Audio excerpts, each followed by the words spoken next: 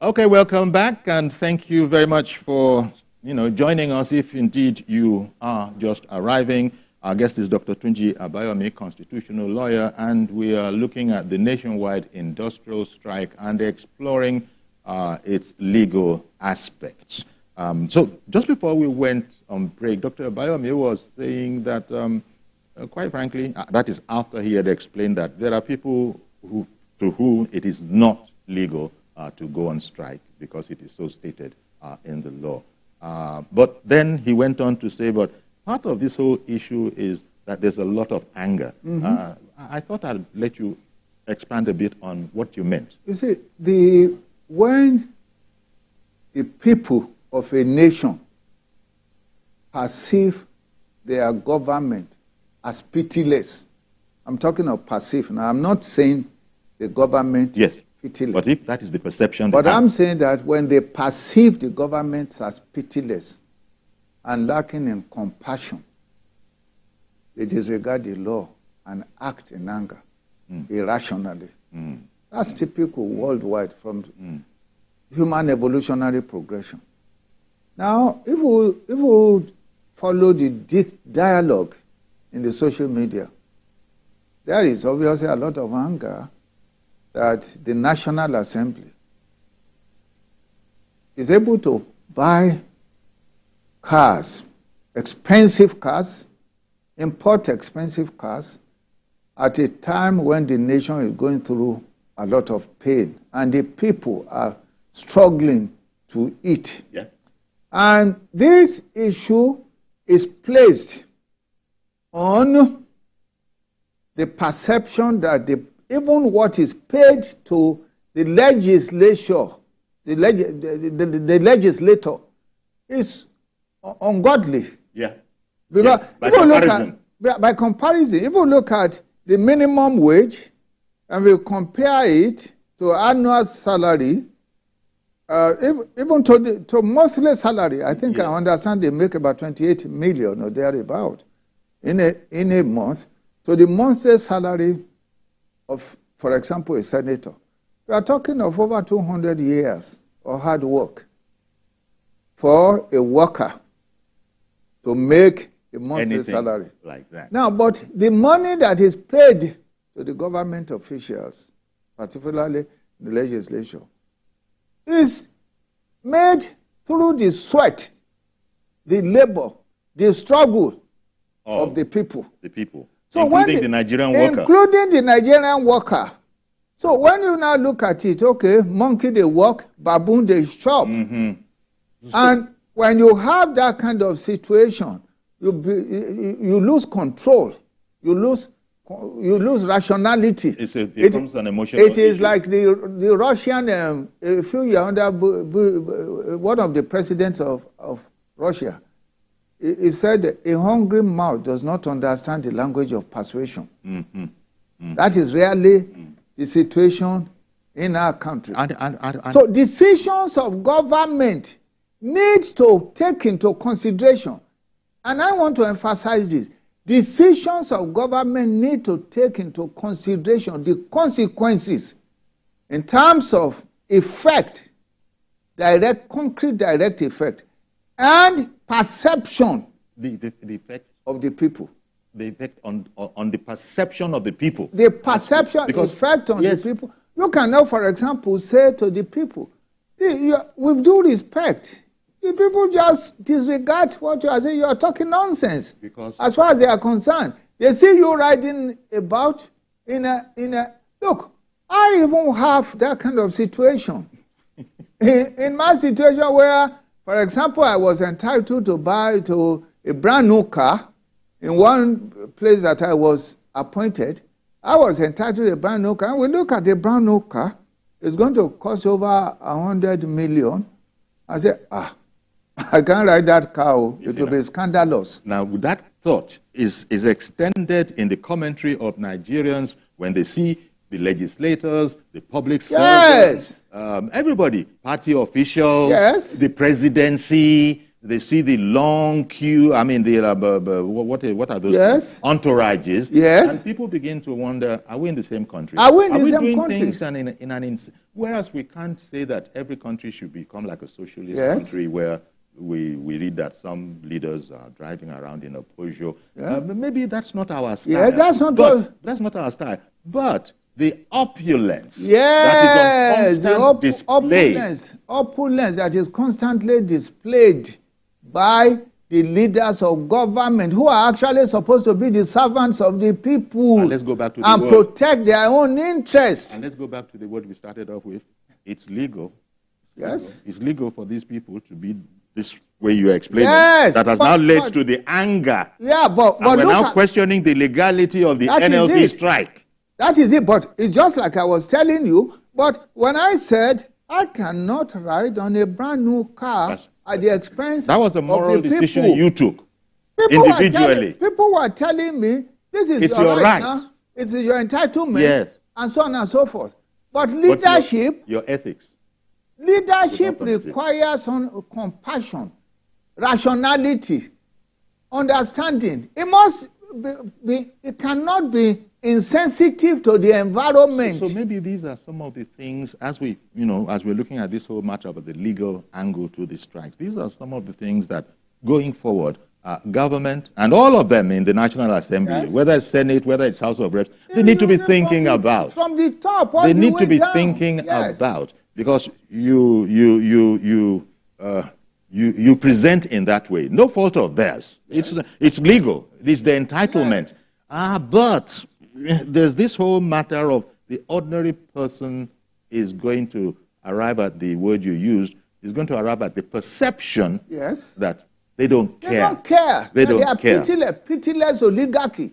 That's the way people look at it. But I mean, you are talking but Labour sort of knows better, don't they? So do they have the right, if I'm not saying that they have, that was the way they thought, do they have the right to think like that? Because there are intellectuals among them. Even the leadership of Labour, it's not the problem in our nation is not just about the leadership of government. Okay. Even the leadership of Labour, there are situations in the past that have confronted Labour seriously, because the leadership of Labour will live in Nikon Noga, stay there, and then they come out to demonstrate, so purportedly for the rights of the workers.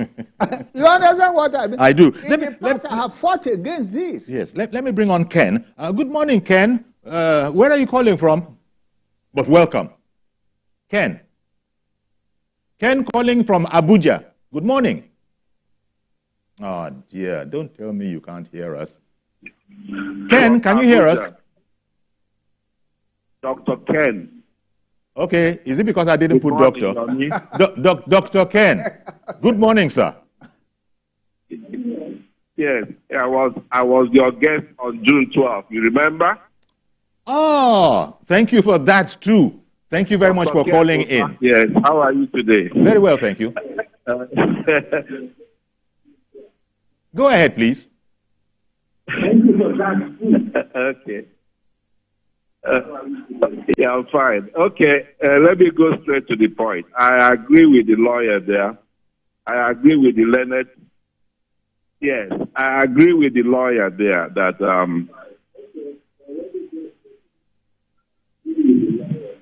I agree with the lawyer that they are not supposed to go on strike on essential services, especially the national grid, because it's very risky. Like he explained, if somebody is in the hospital or anything can happen. So there are some areas that are supposed to have left untouched. The national grid, the hospitals, essential services. Those areas we are not supposed to have been touched, but they went there and forced the workers out. That was very illegal. But as for having the legal right to go on strike, they do, to protect, you know, the living conditions as they wish. But they should also realize that this strike affects the common man, you and I, more than the people that they are targeting. Because The rich people, they have generator, they have diesel, they have everything. But you and I, the common men, are the ones who are going to suffer more. So they should try as much as possible to reach an agreement with government. And government should also try as much as possible to meet them halfway. You know, that is my contribution. Thank you very much, Dr. Ken, for coming on the program. Indeed, and as I said, thank you for coming on June 12th as well. Yeah, so, it's beginning to be clear. A lot of Nigerians might not have known that the legality of the thing, there are aspects of it that are legal and there are aspects of it that are not. Yes. And I think you were saying that you can't cherry pick. Yes. You can't cherry pick. You cannot cherry pick. Every citizen is bound by the law. So now Labour, for its own purposes, and we were making the point about they are not ignoramuses in the NLC. They know these things. No, yes. They're not going to widen their eyes and say, oh, is that true? No, they knew this, and they still, nevertheless, went ahead, not cautioning their people that, wait, where it's a national strike, everybody, it's an almost complete shutdown, except for and these essential services. They didn't do that. Or even to recognize that they violated the law and give assurance to the country. Yes. I mean, they haven't done that. Yeah. What they've done is to explain their legal right to go on strike. Yes. But they're not talking about where they infringed on the law. You cannot be arrogant and wrong. That's it. No nation will allow that, So going forward, perhaps Labour will take note of this. I was saying that the Minister of Labour was saying that government was actually taken by surprise when the strike was suddenly announced. Are there are there conditions before you also go on strike? So that a minister can't be saying that she was caught by surprise. Yes, there must have been negotiation, and you have to give notice. But I don't think that notice was actually given. You see, the problem is that, like I said, there is it was as if NLC hijacked the nation. Yes. And it's not really paying any attention to the rule of law. It's more preoccupied with the rule of force presently. But this is as a result of anger and anguish. Okay, that's the point you made. As a result of anger and anguish. And the interesting thing is that the anger belongs to them, the anguish, the people. So because of the anguish of the people, they understand the anger of the NLC. And they feel a sense of holiness in the struggle. When in fact it is contrary to law. They have a sense of righteous anger. Yes, a sense of righteous anger. This is the situation. So, and it is important. Look, it's like Niccolo Machiavelli said in his book, The Prince. It is important, a good government must ensure that it is not hated by the people. A good government must ensure that it is not hated by the people. This nation, I really feel for the president and his government, because the problems that confront this nation are not his creation. And you have endemic disorder, long, deep, and well established. And he's now trying to change it. Like I said again in this country, the problems of Nigeria are like a wasting disease, like cancer. At the early stage, it's difficult to detect, but easy to resolve. But we are now at a late stage. It's easy to detect, but difficult to resolve. Cancer. Let me bring on Omawa in Abuja. Good morning to you. We are now at a late stage. It's easy to detect, but difficult to resolve. Let me bring on Omawa in Abuja. Good morning, Uncle Falarin. Thank you very much for calling. Good morning. Go ahead. Yeah. Please, I just want to appeal to Labour because the National Assembly members have done the wrong thing by buying expensive cars.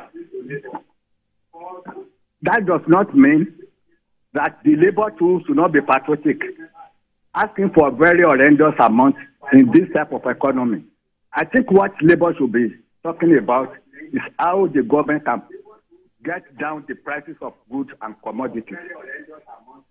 Because if they insist on that amount, then they may turn our currency to be a worthless piece of paper. Instead of they should be talking about the potency of our currency now, not the amount we are earning. I think they should put their pressure more on government to bring down the goods, the prices of the cost of living in the country, and not the amount workers will be having now. Thank you. Thank you very much, Mr. Omawa, for calling in. In other words, a return to common sense.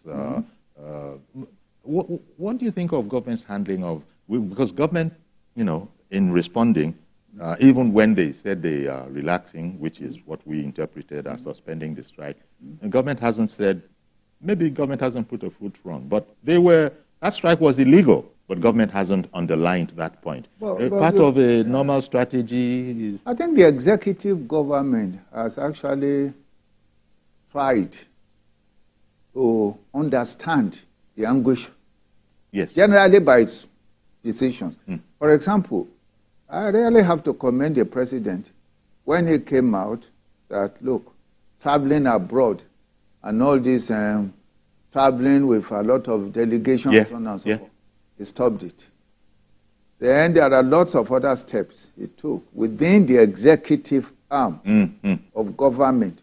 For example, he stopped the celebration of his birthday, which perhaps would have consumed a lot of money, and so on and so forth. Which he was doing as a private citizen. Which was doing as a private because of perceptions. Because of the perception and understanding of the delicacy of this time, considering the pain and the anguish of the people. Okay. Now, I think that is good.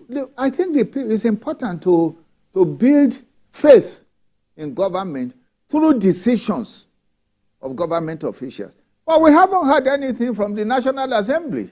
That, because of the situation in the country, because of the pain of the people, at this point. We have not heard, for example, from the President of the Senate that we're going to do this. No, we're going to do nothing like that. What we see is a lot of expenditure. They are renewing their halls, they're building their chambers, spending money, buying themselves cars, and so on and so forth. Our direct representatives. But the point is, they are not laborers. This is the issue. So there's when you look at the National Assembly needs to hear it, Doctor. Please, they are not laborers. What are they doing compared to the farmer or the woman in the market or the teacher? They are doing their job, but the point is that there should be showing. The game the National Assembly is playing is that we've not done anything illegal. Look at the angles. Look at the paper. Look at it. It's my right. It's my entitlement. That's the game that Labour is playing, that we're not doing anything legal. But you are saying beyond that, the perception that you are giving off is the big issue. You said earlier one of the biggest things is for a government to ensure that it is not hated by the people. Now, you guys are the way you are. Let me give you a simple example, Mr. Folani. How does it make sense for a man who was a governor, now spent 8 years, established all the plenitude of office? I think it was a philosopher who said, when you have washed them in oil, in Persian oil, they never want to leave. Yes. Now, after being washed in Persian oil for 8 years. For 8 years, he leaves. Yes. He is now entitled to a lot of pension and gratuity. Cars, house, all of that. But they say they don't do that anymore. Well, some of them, I do not know whether they do that, but at least we have... Because I believe that it's illegal. I think it's been proven that it's illegal. Well, I do not know, but the point is that he now goes to Senate. And hopefully gets another 8 years. And then he's there again. This time it's not even Persian oil, maybe Greek oil now, or something like that. So, these are the perceptions that that bring hostility anger and anguish. Indeed. Well, from the people. When tomato today, you buy 3 tomatoes for 500 naira. I mean, it's unheard of. Pepper is even more expensive than tomato. And of course, it has its own positive in the sense that everybody is going to the farm. Now, myself, I started farming now. Everybody is going to the farm. Remember this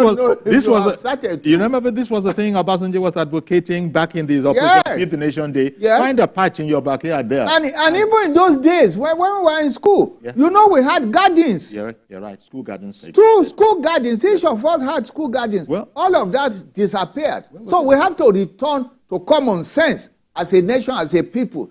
Both the people and their governments. Dr. Tunji Abayomi, that's a fine place to leave this question and this conversation. The legal angle is, you've explained that. It is what it is. But interestingly, you now explain that it's all coming from anger. The breaking of the law is coming from anger, and that one of the most important things to any government is to ensure that it is not hated. Patience ran out. Yes. And when patience ran out, anger, stepped in. Yes. So thank you very much, Dr. Tunji Abayo, giving us the philosophical approach as well as the legal approach. And I think there have been words for just about every component of society. The presidency, the National Assembly, the citizenry certainly has been listening with keen interest to all of this. So there's a sense in which the citizenry is feeling vindicated. I want to apologize again that I was late. We understand. I'm sure they'll take it on board in that attitude. Guest has been Dr. Tunji Abayomi, constitutional lawyer. I will leave it here. And do please join us on Monday for a fresh edition of the program. I am Yori Folani. Do have a great weekend. Bye-bye for now.